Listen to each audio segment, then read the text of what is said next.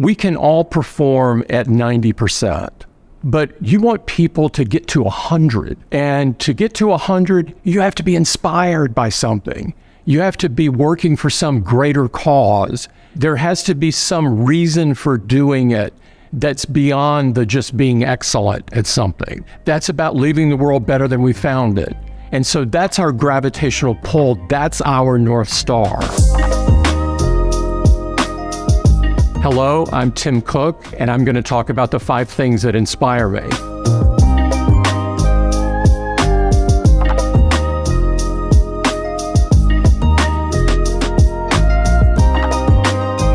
One of the main things that inspires me are customer notes. I religiously look at customer notes every morning, starting around 5 a.m. or so. If you're in the business like we are of creating technology that really enriches people's lives, you want to know what it's doing. You want to know how people are feeling about it. I get some of the most heartwarming notes. I got one just this morning where a driver of a car went into a seizure. And because they had the iPhone 14, the crash detection detected the crash and called immediately for help when they couldn't do it themselves. These are just phenomenal notes of people telling about technology and what it will do for them and specifically what Apple products have done for them. Of course, I get some complaints as well, and those are cool too. I want to stay grounded in terms of what our users are thinking, what they're feeling. It's a great way to start the morning. National parks inspire me. National parks are like this palate cleanser for the mind. And I love to go out and hike Yosemite and Glacier and Zion. They were called America's best idea, and I agree with that. It gives you a chance to really reflect on the space between the notes. For a moment, you feel so small. Your place in the world seems so small. It sets a great perspective. How often do you go? Not often enough, but it's my summer vacation. Everybody else goes to foreign countries or something. I always go to the national park, and it's egalitarian. They're for all of us.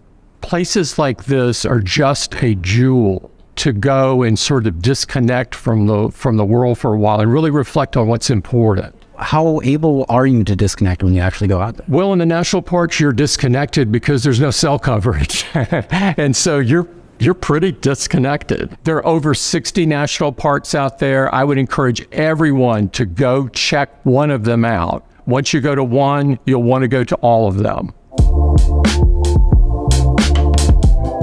You know, the team that I work with at Apple are some of the brightest people in the world, and they push me to think about things differently. You know, to push me to look at something from a different lens, debate me on topics. And I love this. I think it's a very necessary component to stay inspired. I mean, having somebody push you, to push your thinking, to tell you that you're wrong, to tell you there's another way to look at it, there's another lens that you should view a issue by. These are jewels.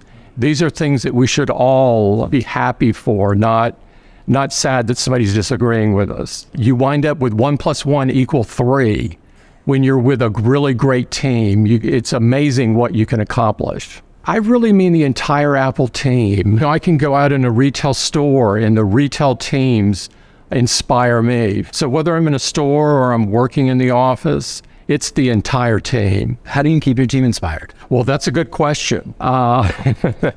I try to do the same thing with them that they do with me, which is push them to look at something differently. Make sure that I'm recognizing them for their contributions. All the things that you would say is sort of a good leader would do, I really try hard to do. Have there been times in your life where you felt you were lacking inspiration? Oh, there have been times in my life where I felt aimless. Before joining Apple, I was in a funk, not really knowing what my purpose in life was. And it really took coming to Apple for all of that to change. There was a voice in the back of my head that was saying, "Go west, young man, go west." And I talked to Steve and loved him and wanted to work for him and around him. It was the single most important decision in my life.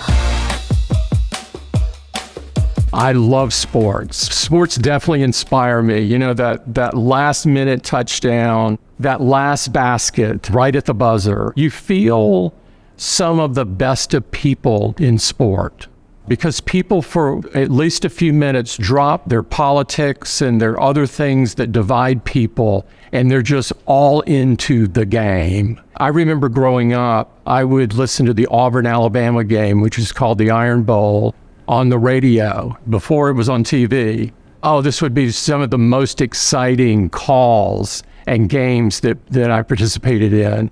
A few years later, I would be going to college and going to every game. And then now, more recently, I actually talked to the team before the game. They won that game, so it was fortunately. Young people really inspire me. I think you need to work with people from all different ages because people can inspire us that are 12 years old and 20 years old and 90 years old and 100 years old. I don't believe in staying to your peer group, so to speak. I look at the younger generation and I see a group that are not married to the old dogmas of my generation. They don't accept that things can't be a certain way because they were never that way. They want to change the world. I visited Beirut with Malala, and it was the most incredible round table that we had with a group of refugees. She wants to help 100 million girls get an education that are denied education today because of their gender. And I think she will do it, and we're going to help her. I look at people like that just won't accept things as they are. I get very excited about it, whether it's the environment or human rights or just treating people with dignity and respect. I grew up in the 60s and the early 70s is when, during some of my formative years, and I grew up with heroes like Dr. Martin Luther King and Bobby Kennedy, people that were really pushing the boundaries on human rights and just trying to build a more just world where everyone is treated with dignity and respect. Do you think about the way you present yourself, knowing that young people also look up to you as a leader and as someone to model themselves after? Yes, definitely. I had young people reaching out to me back in the 2010, 2011, and so that had read on the internet that I was gay, and they were on the verge of making terrible life decisions, of suicide and so forth, because they were being pushed out by their families and friends, and really, really wrenching stories. And I decided then that the best thing that I could do was to be clear about myself. It was the catalyst for me writing the essay that I did in 2014.